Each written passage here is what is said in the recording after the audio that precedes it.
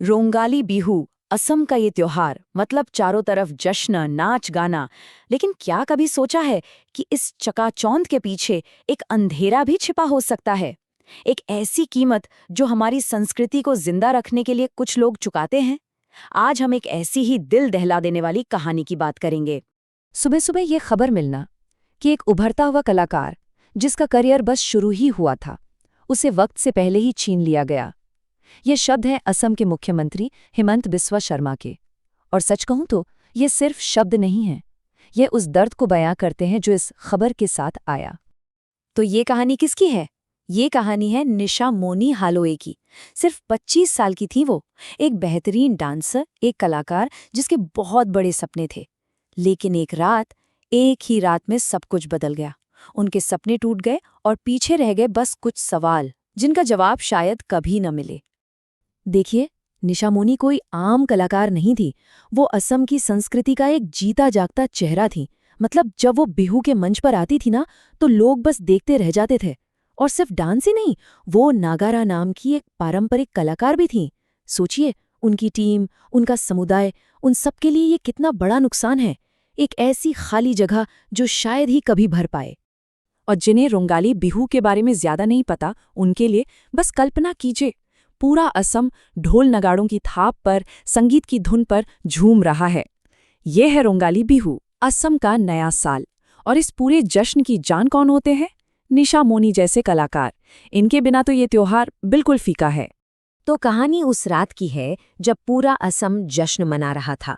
निशा मोनी और उनकी पूरी टीम एक परफॉर्मेंस के बाद दूसरी जगह जा रही थी। चलिए थोड़ा और जानते हैं उस सफर के बारे में, जो दुख की बात है कि उनका आखिरी सफर साबित हुआ। और ये कोई छोटी मोटी टीम नहीं थी। सोचिए, करीब 30 लोग एक ही गाड़ी में सवार थे। इसमें डांसर थे, ढोल बजाने वाले थे, मतलब कलाकारों का एक पूरा परिवार था जो एक साथ सफर कर रहा था। सबका जुनून एक था, सपना एक था। उनकी रात कितनी बिजी थी, इसका अंदाजा लगाइए। पहले पाठशाला में परफॉर्मेंस दी, जो कि बहुत अच्छी रही। उसके बाद केंदुकुची में दूसरी परफॉर्मेंस। और इसके बाद भी वो रुके नहीं। अगला शो बंगलीपारा में था और पूरी टीम पूरे जोश के साथ उसी तरफ बढ़ रही थी। सब कुछ ठीक चल रहा था, पर जैसे ही उनकी गाड़ी तमुलपुर की एक अंधेरी सड़क पर पहुंची, जश्न का वो पूरा माहौल, वो संगीत एक भयानक खामोशी में बदलने वाला था। हुआ ये कि देर रात नुआखाटा इलाके में एक तेज रफ्तार ट्रेलर ट्रक सीधा उनकी गाड़ी से आकर टकरा गया। आमने सामने की टक्कर, और बस एक ही पल में सब खत्म हो गया। सारे सपने, सारा संगीत और जिंदगियां सब बिखर गए। ये सिर्फ 2 गाड़ियों की टक्कर नहीं थी। सोचिए, एक तरफ थी सपनों से भरी एक ट्रैवलर और दूसरी तरफ एक बड़ा सा ट्रेलर ट्रक। तमुलपुर नागरीजुली रोड पर हुआ यह हादसा, इसने कई लोगों की जिंदगी हमेशा हमेशा के लिए बदल दी। उस गाड़ी में मौजूद एक सदस्य ने जो बताया, वो सुनकर रोंगटे खड़े हो जाते हैं। उन्होंने कहा, हम एक कॉम्पिटिशन के लिए जा रहे थे, तभी एक ट्रक ने सामने से हमारी गाड़ी को टक्कर मार दी। हम करीब 30 लोग एक साथ सफर कर रहे थे। उनके शब्दों से उस डर का अंदाजा लगाया जा सकता है जो सबने उस वक्त महसूस किया होगा।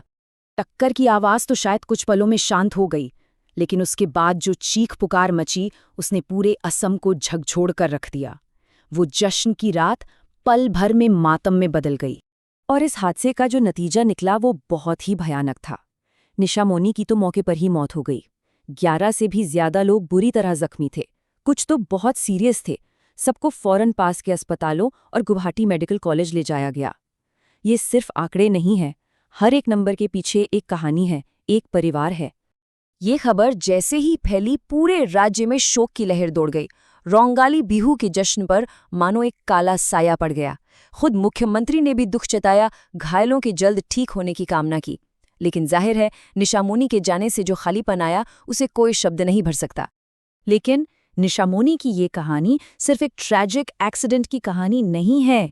ये हमें एक बहुत बड़े सवाल की तरफ ले जाती है। ये उन अनदेखे खतरों की तरफ इशारा करती है जिनका सामना हमारे कलाकार, जो हमारी संस्कृति को जिंदा रखे हुए हैं, लगभग रोज करते हैं। तो सवाल ये उठता है कि जब हम इन त्योहारों को एंजॉय करते हैं, तो क्या हम एक पल के लिए भी उन कलाकारों के बारे में सोचते हैं जो अपनी जान जोखिम में डालकर हम तक ये खुशियां पहुंचाते हैं? सोचिए, त्योहारों के सीजन में इनकी डिमांड कितनी बढ़ जाती है। उन्हें एक शहर से दूसरे शहर देर देर रात तक सफ़र करना पड़ता है। कई बार सड़कें भी ठीक नहीं होती और लगातार परफॉर्म करने का प्रेशर तो होता ही है। यही इनकी असलियत है। इनकी कला हमें खुशी देती है, पर इस खुशी के पीछे का ये रिस्क अक्सर किसी को नजर नहीं आता। तो ये दुखद हादसा सिर्फ एक हादसा नहीं है, ये एक वेकअप कॉल है। ये हमें याद दिलाता है कि हमारी परंपराओं को जो कलाकार जिंदा रखते हैं ना, उनकी सुरक्षा भी हमारी ही जिम्मेदारी बनती है। तो अगली बार जब भी किसी कल्चरल प्रोग्राम को देखें तो एक पल के लिए उन कलाकारों के बारे में ज़रूर सोचिएगा। हमें ये पक्का करना होगा कि हमारी संस्कृति को जिंदा रखने की कीमत किसी कलाकार को अपनी जान देकर ना चुकानी पड़े। सवाल ये है कि हम उनकी सुरक्षा के लिए आखिर कर क्या सकते हैं, और इस सवाल का जवाब हम सबको मिलकर ढूंढना होगा।